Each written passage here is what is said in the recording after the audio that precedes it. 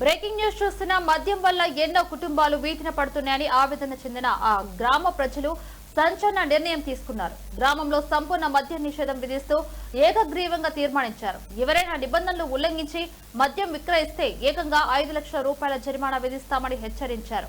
Vikarabad municipal పరిధిలోని గిరిగేట్పల్లి గ్రామస్తులు ఈ కీలక నిర్ణయం తీసుకున్నారు.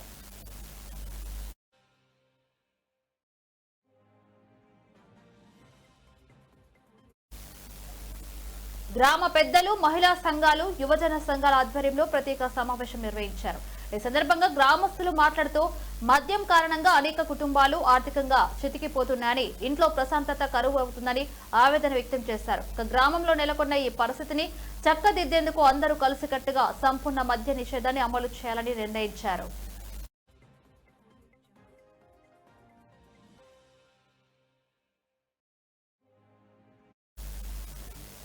ఇకపై గ్రామంలో ఎవరు మద్యం అమ్మకూడదని, కొనుగోలు చేయకూడదని గ్రామస్తులు ముక్తకంఠంతో తీర్మానం చేశారు. ఈ నిర్ణయాన్ని అతిక్రమించి ఎవరైనా మద్యం విక్రయిస్తే వారిపై కఠినంగా వివరిస్తామని, వారికి 5 లక్షల రూపాయల జరిమానా విధిస్తామని హెచ్చరించారు. గ్రామాభివృద్ధి కోసం ప్రజలంతా ఏకతాటిపైకి వచ్చి తీసుకున్న ఈ నిర్ణయం ప్రస్తుతం చర్చనీయాంశంగా మారింది.